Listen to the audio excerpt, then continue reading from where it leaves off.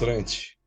Ele é professor da Secretaria de Estado de Educação do DF, especialista em psicanálise e educação, pessoa com deficiência física. Atua no Centro de Ensino Especial de Deficientes Visuais, CEDV, e é responsável pelo serviço de orientação para o trabalho. Palestrante na área de educação, espiritualidade e formação integral da pessoa humana. Deusdede Marques de Oliveira vai nos falar sobre ver, uma questão de sentimento. Eu tenho o prazer de passar a palavra a você, Deusdede. É uma alegria estar aqui com vocês no Rotary Club 5 de dezembro, e essa alegria me faz pensar exatamente no que está dizendo a frase do Peter Drucker, que é a frase do dia, né? Não podemos prever o futuro, podemos criá-lo. E a gente conversava ainda há pouco com a presidente eleita e o presidente Chico, exatamente um pouco disso, quando falávamos que esse futuro está aqui, quando temos pessoas em uma reunião de clubes de serviço Rotary, uma pessoa lá dos Estados Unidos, de Cincinnati, uma pessoa do Rio de Janeiro, uma pessoa aqui da Asa Sul, pessoas da Asa Norte, enfim, pessoas de diversas localidades físicas do mundo participando da mesma reunião em uma tela via tecnologia da informação, via net, que é isso que nos permite estar. Claro que isso não é sempre o ideal, porque estarmos juntos fisicamente é melhor do que estarmos juntos telematicamente, mas é o futuro que nos trouxe essa oportunidade de falar com Newton de Jacarepaguá, né, na Tânia, no Lago Norte, eu aqui na Asa Sul e a Val em Cincinnati. Então, a tecnologia nos permitiu isso. Estamos criando o futuro. O 5 de dezembro, hoje na presidência do Chico, está criando o futuro. E eu trago humildemente um tema para que a gente possa refletir também de um futuro sendo criado por nós. Todos nós recordamos de uma frase que ouvíamos na infância, que já ouvimos várias vezes na tradição popular. Essa pessoa não enxerga um palmo à frente do nariz. Quem nunca ouviu essa frase? Todos nós já escutamos esta frase. Né? E essa frase traz para nós o futuro que vamos conversar um pouco hoje. Ver não é apenas uma questão ocular, porque se fosse apenas uma questão ocular, a gente não tinha essa frase na nossa tradição de vida. Nossa, essa pessoa é tão que não vê um palmo à frente do nariz. Né? Então, a visão é um sentido humano que traz para nós uma questão de sentimento. Eu posso ter bons olhos, posso ter uma excelente visão, mas posso não enxergar, mas posso não perceber, posso não sentir, posso não compreender. Então, é isso que nós vamos trazer um pouco hoje. Eu sou professor, isso muito me orgulha, é o melhor título que eu tenho, professor, sou casado, pai de 3 filhos, 3 lindíssimos filhos, 2 aqui fisicamente conosco e um já no plano divino, um já no outro plano, e ele partiu para lá em 2020, então tem 3 anos, exatamente na segunda-feira próxima, dia 5, eu celebro esse 3º aniversário de que ele está de lá, me vendo com a questão de sentimento, e não mais com a questão física. Tenho outros 2 filhos, o Rodrigo e o Felipe, são 2 meninos fantásticos, tá?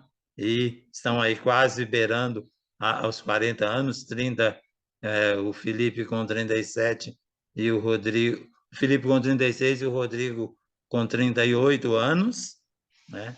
São meus 2 meninos, e esses meus 3 filhos me deram 6 netos já estão aqui fisicamente conosco, e a 7ª neta está na barriga da minha nora, esposa do Felipe, para nascer agora em agosto. Então, eu já tenho 7 netos, 6 fisicamente presentes já aqui brincando comigo e uma na barriga para nascer. A minha esposa é Vicentina, professora, minha companheira já há 40 e tantos anos, e que me dá todo o apoio, me dá todo o suporte, porque eu sou uma pessoa com deficiência física, né? Ando em uma cadeira, mas isso não me impede de ir e vir a todos os lugares e a todos os espaços. Então, estamos aqui hoje para falar um pouco disso e, ao final, me coloco à disposição para perguntas. A minha deficiência física é congênita. Meu pai e minha mãe eram primos primeiros e eu tive a graça e a bênção de ser glorificado com essa deficiência. Tá? Pé torto congênito e, neurologicamente, a miopatia de Bethlen, que é uma miopatia recém-descoberta, mas que não me impede de ser o que eu sou e de ir e vir aonde eu vou, com a dificuldade, mas eu estou. E trabalho atualmente com pessoas com deficiência visual. Quando eu conheci Tânia e Chico, na diretoria de Equidade e Inclusão, a DEI, né, Comissão de Equidade e Inclusão, né, e eu conversei com eles e a partir daí nós estamos aqui para conversar um pouco rapidamente com vocês, ok? Vamos começar com os slides. E eu trabalho no Centro de Ensino Especial de Deficientes Visuais, CEDV. O nosso diretor se chama Ayrton Dutra, a nossa vice-diretora Ana Paula, na supervisão nós temos a Janete e o Elmo, e na secretaria nós temos a Neuza, tá? E eu conheci esse trabalho através da professora Ivone Bastos, que é uma rotariana também, que trabalha lá conosco. O nosso centro de ensino, ele existe desde 1985, quando se chamava Escola de Deficientes Visuais, e era uma parte integrante do Centro de Ensino Especial número 2, o Centro de Ensino Especial que funciona ali na L2. E nós atendemos lá pessoas de 0 anos até acima de 60 anos.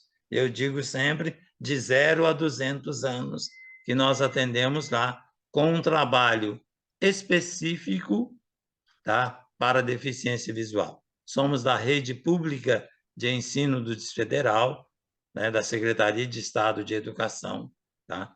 E funcionamos especificamente para 3 modalidades de deficiência visual: cegueira, baixa visão e surdo-cegueira.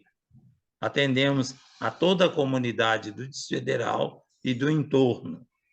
Em um raio específico geográfico, nós somos a única instituição com essa especificidade no Distrito Federal, em toda a região centro-oeste. Vamos ter uma outra na Bahia, em Pernambuco, São Paulo e Rio de Janeiro, né, com essa especificidade.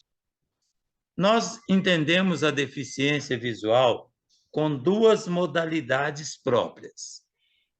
Ou ela é congênita, quando a pessoa já nasce com a deficiência, ou seja, ao nascer, a medicina descobre, através de exames, análises e pesquisas, que a pessoa já nasceu com a deficiência visual. Ou ela pode ser adquirida através das doenças. A mais comum é a diabetes hoje, mas também temos o glaucoma, a retinose pigmentar, temos várias outras, mas a mais comum é a diabetes e o glaucoma. Pode se adquirir através de acidentes, sejam eles domésticos ou não, ou automobilísticos, ou esportistas, etc., etc. qualquer tipo de acidente pode provocar um deslocamento de retina, pode provocar uma perfuração do globo ocular, enfim, acidentes ou outras.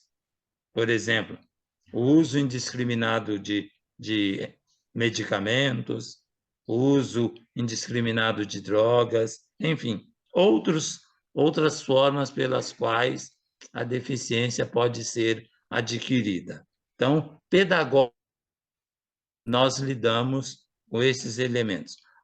E como é que a gente pode ter o diagnóstico? Nós não temos. O diagnóstico vem sempre através da medicina, através de um oftalmologista, através de uma equipe médica necessária. A nossa atuação é pedagógica, é didática. Um quantitativo de deficiência visual em termos de mundo, Brasil e Distrito Federal. Deusdede, como é que você pode provar isso? Não posso, porque a estatística ela é sempre declaratória, né? Então, as pessoas vão declarar através dos censos, através das pesquisas, através das consultas. Mas a gente pode ter dados aproximados. E nós temos hoje, no mundo, aproximadamente 19% da população mundial que tenha alguma limitação severa. Desses, 45 milhões, ou seja, 6,5%, são declarados cegos. No Brasil, nós temos em torno de 9,5% da população, aproximadamente 24 milhões e 500 mil, 25 milhões de pessoas. No Distrito Federal, nós temos aproximadamente 23.500, 24 mil pessoas com algum tipo de deficiência visual. Isso quer dizer 1,5% da população. Como isso é via declaração, a gente pode ter mais que não se declaram, porque nós ainda temos famílias que seguem a tradição antiga de esconder os seus deficientes. Por isso, ver é uma questão de sentimento e não apenas uma questão de ocular. Tá? Temos ainda famílias que têm por tradição, por formação, as pessoas com deficiência, porque não é fácil ser deficiente. E ser deficiente visual, mais ainda, porque eu, com os meus quase 15 anos de idade, né, a gente é do tempo em que a nossa ideia de pessoa cega era na porta da igreja, com uma sacolinha, com uma vasilhinha para receber esmolas, ou cantando uma musiquinha com alguma coisa para receber esmola. Né? A gente foi ver um cego de maneira social lá, com Steve Wonder apresentando, e foi aqui, nossa, como é que ele é cego? Como é que ele é tão artista e é cego? Isso é novo ainda na sociedade. Ainda nos assusta ver uma pessoa com deficiência visual, uma pessoa cega, andando sozinha pelas ruas, tomando ônibus, no metrô, participando de um show, né? Então, hoje a gente ainda tem essa novidade. Podemos dizer que lá no CEDV a gente tem toda a estrutura especializada para atender a pessoa com deficiência. E lá nós nos dividimos, em termos pedagógicos, nas seguintes modalidades de atendimento. O atendimento precoce, tá? Que é para crianças de 0 a 3 anos e 11 meses de idade. Como é que isso funciona? A família teve uma criança, menino ou menina, e o médico disse, olha, me parece que pelos exames, pelas pesquisas, ele tem uma certa deficiência. Tá?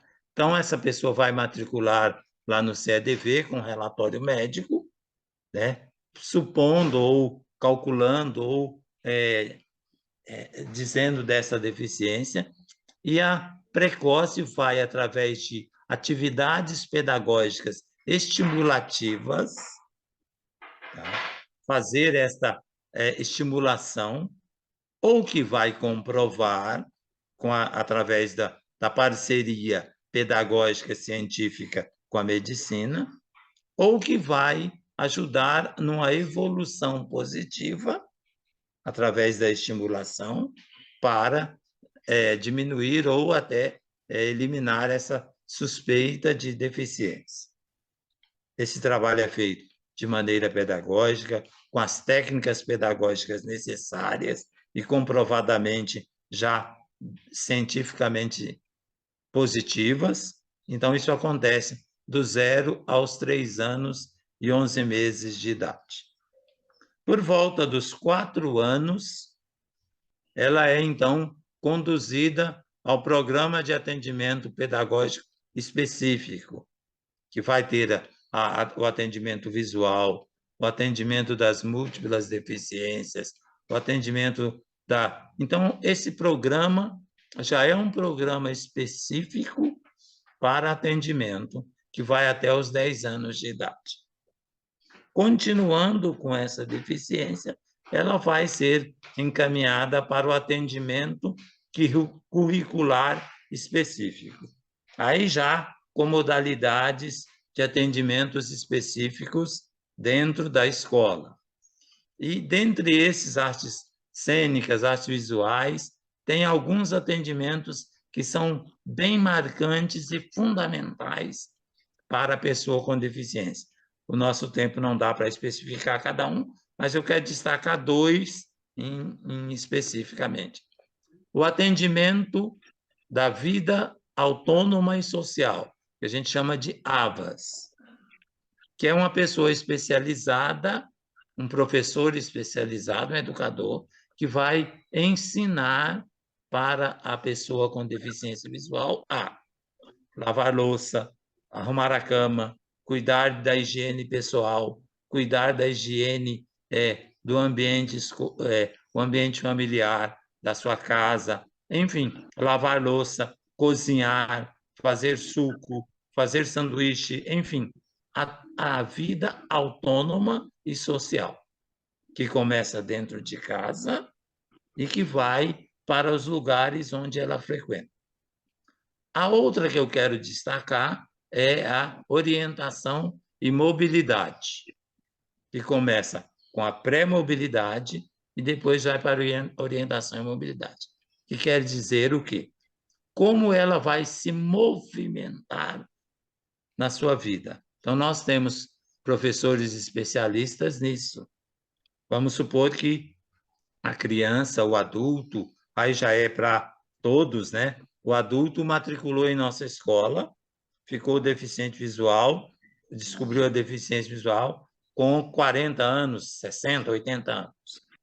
Então, nós temos um profissional que vai fazer com ele esse trajeto de orientação e mobilidade.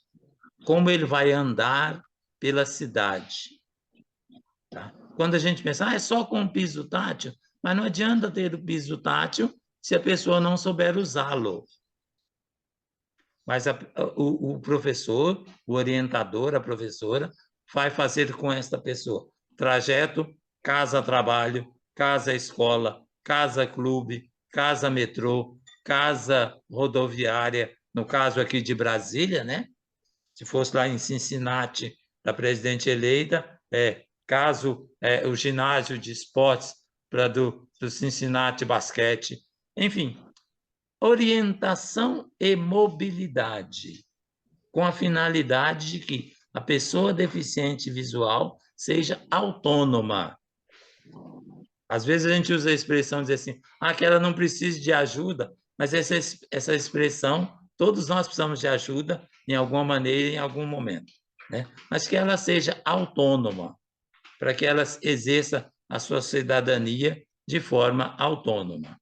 Então, ela vai se movimentar autonomamente, usando a bengala, porque a bengala é um instrumento de apoio para a pessoa com deficiência visual, que é a bengala de direção, aquela que vai à frente. Nós temos alguns tipos de bengala.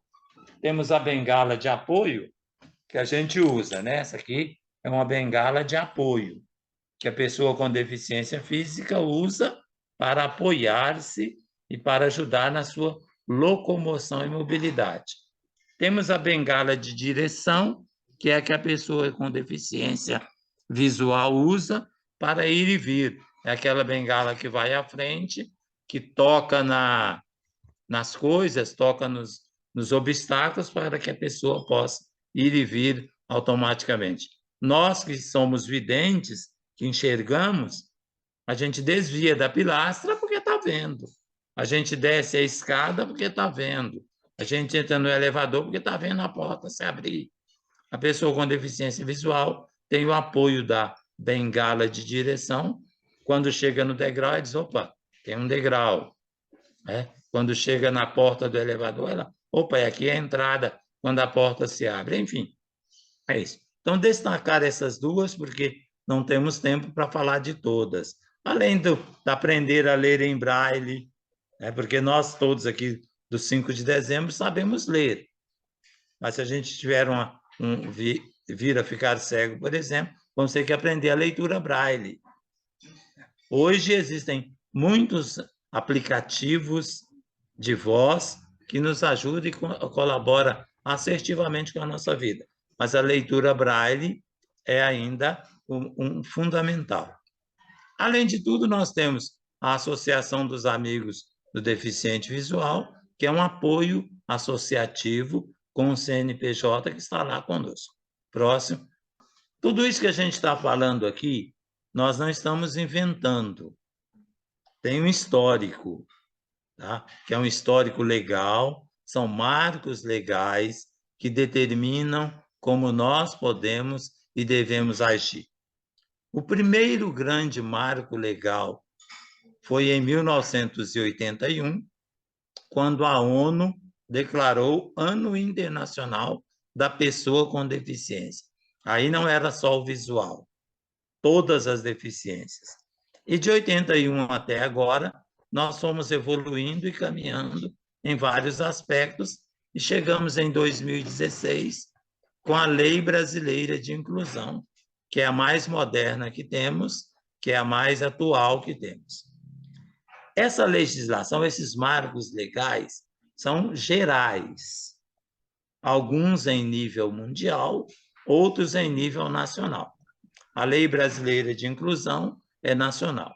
Porém, cada município, cada estado tem as suas portarias, os seus decretos para ir regulamentando essa lei de acordo com a especificidade e necessidade de cada um.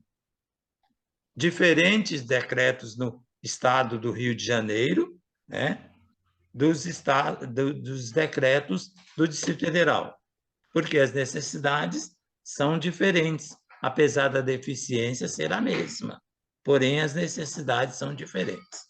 Então, isso é que nos rege e nós nos fundamentamos através destas legislações. A maior legislação para o Brasil é a Constituição Federal e as leis estão dentro ali. Tá? Próximo.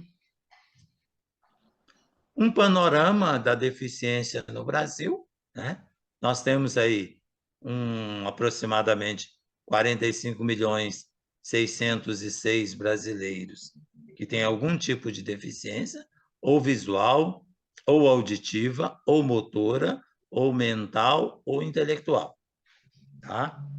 E dentro dessas deficiências, já temos as novas síndromes, que estão sendo a cada dia mais descobertas. Uma das mais recentes síndromes que provoca deficiência visual se chama síndrome de Irlen, que é uma síndrome que provoca.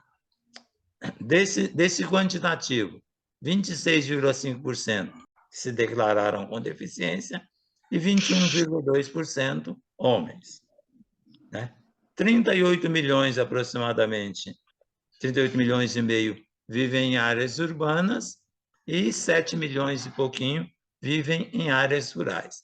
Esse é o último do IBGE 2010, porque esse último censo do IBGE ainda não foi disponibilizado para nós, porque ele está em fase de finalização e de contabilização de dados aqui no Brasil, tá? Devido às dificuldades geradas pela pandemia, pelo todo o sistema, nós estamos terminando o censo agora em 2023.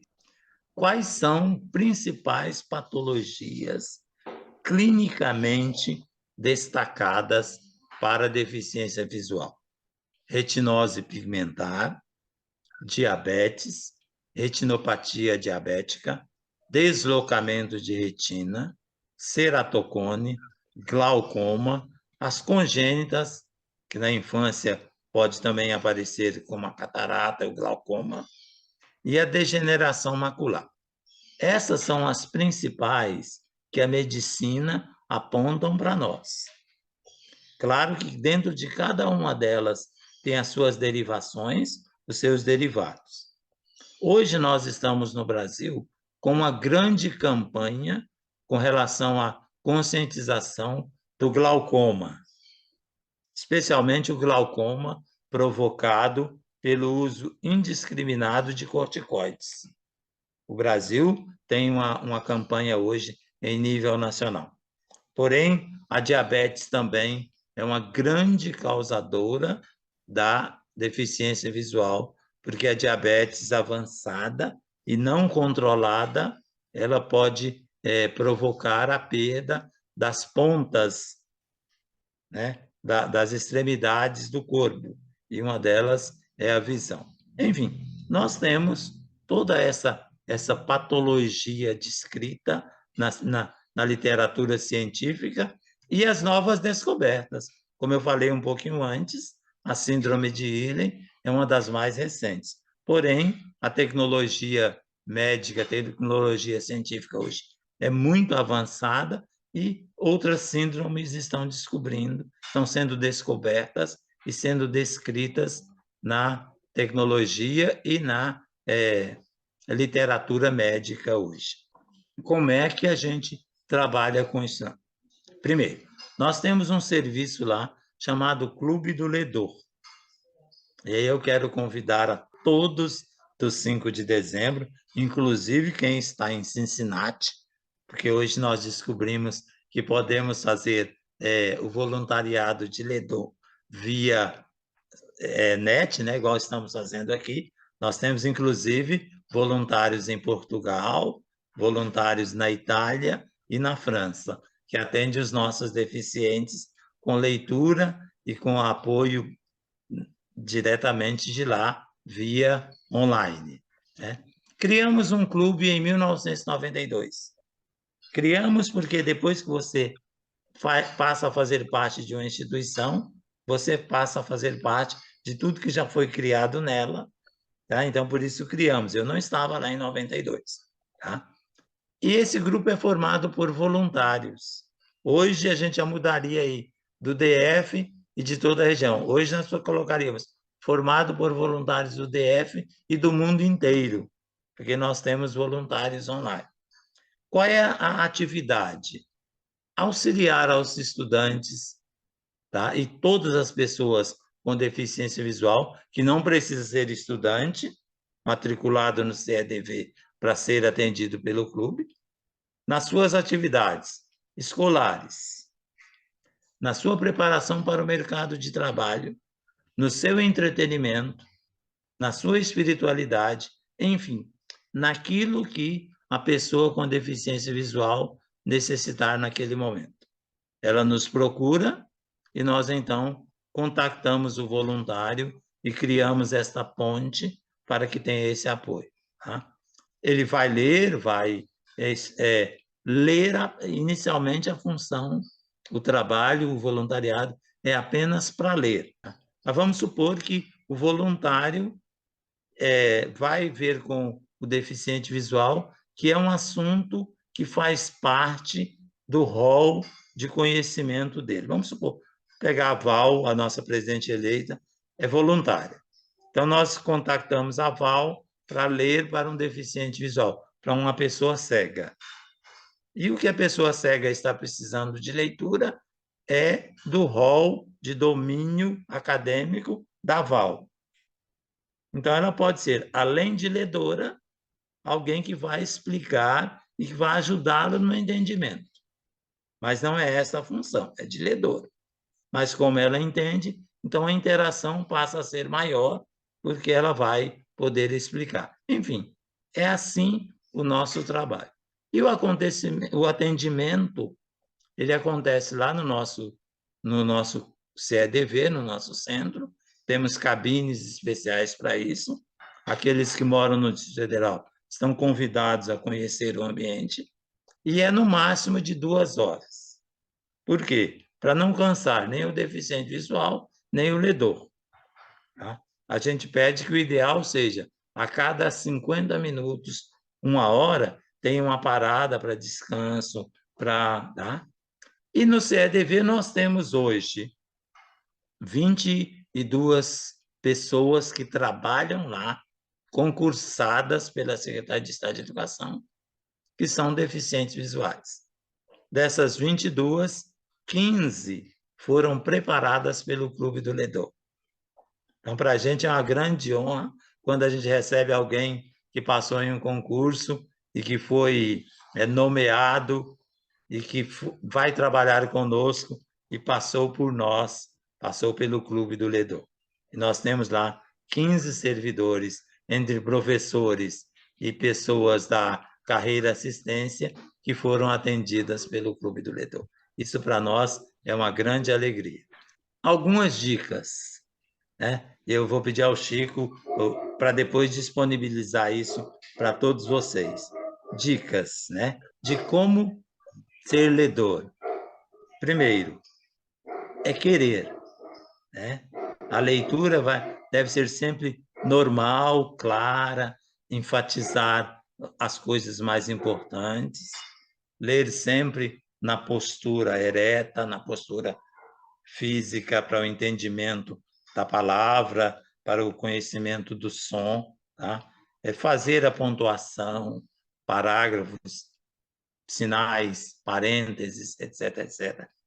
Enfim, são orientações básicas para uma boa leitura. Nem muito rápida, nem muito lenta, né? Com interação com a pessoa. Mas o 12º ponto é o mais fundamental. Gentileza é a melhor forma de leitura. Né? Você ser gentil com a pessoa que você está atendendo, porque a gentileza vai, a gentileza vem. Então, nesse sentido, estão aí 12 pontos que nós consideramos importantes para o ledor. E agora vamos ver 12 pontos importantes para você contribuir com uma pessoa deficiente visual sem ser ledor. Vamos supor que a Val foi ao shopping, né? E que quem está lá no Rio de Janeiro é o Jorge. Não, é o Jorge, né? É o Jorge de Frias, né? Que mora no Rio. É o Newton. É o Newton. Então, o Newton foi ao Barra Shopping, foi ao shopping lá da Gávea, e encontrou com uma pessoa deficiente visual e não tem, como é que eu vou contribuir com ela? Aí nós temos 12 itens também, né, de como contribuir. Né? Primeiro, a pessoa deficiente visual precisa que você se identifique.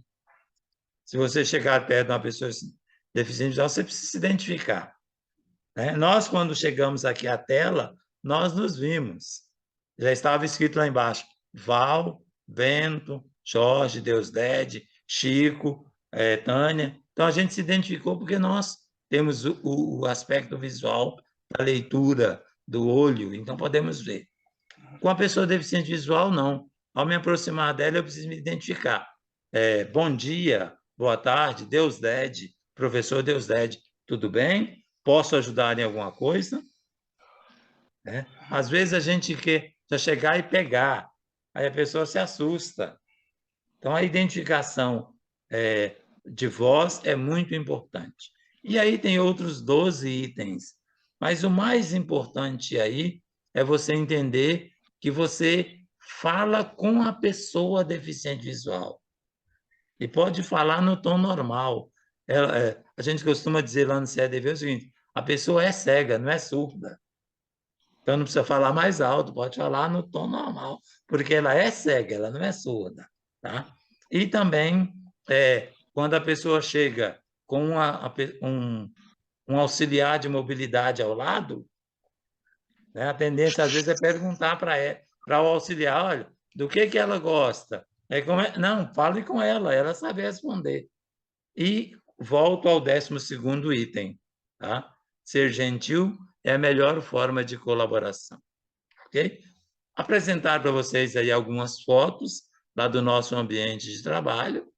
Esse aqui são algumas fotos da biblioteca, atendimentos, a equipe da biblioteca, e pessoas sendo atendidas por nós nas cabines especiais, com os notebooks, enfim.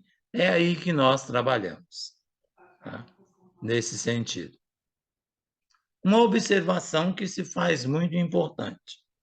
Se você vai andar por um lugar onde está vindo uma pessoa com deficiência, a gente sempre orienta, use sempre a direita, né?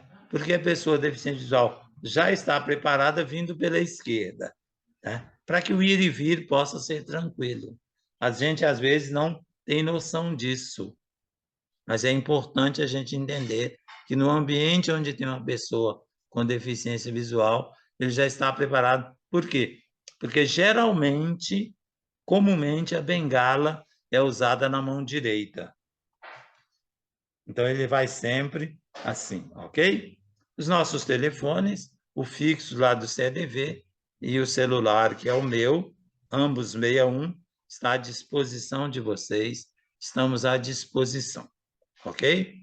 E para terminar, para a gente encerrar e abrir para as perguntas, ver não é só um ato ocular, é um sentimento de percepção, de emoção e de autonomia. Então, estou aberto às perguntas. É claro que cada item desse que a gente foi passando daria uma explicação muito grande, mas a gente tem que usar o tempo, foi até um pouquinho além, mas usar o tempo que nós temos. E a curiosidade aguça o conhecimento. Estamos à disposição lá no centro. Muito obrigado, Deusdede, pela sua belíssima... Isso não foi nenhuma palestra, foi uma aula. Muito obrigado. E, em nome do presidente, agradecer ao nosso palestrante, Deusdede Marques de Oliveira, pela sua excelente palestra sobre o assunto que nós convivemos com isso todo dia, mas nem todos nós conhecemos tão profundamente como passamos a conhecer, pelo menos eu, a partir desse momento. Muito obrigado, Deusdede, você vai receber virtualmente esse certificado do Rotary Club Brasília 5 de dezembro pela sua participação. Então, eu gostaria de agradecer mais uma vez a presença de todos. Peço a todos que saúdem o pavilhão nacional e, enquanto eu bato o sino, eu encerro mais uma reunião do Rotary Club Brasília 5 de dezembro. E vamos ficar aí no ar, conversando um pouco, batendo um papo.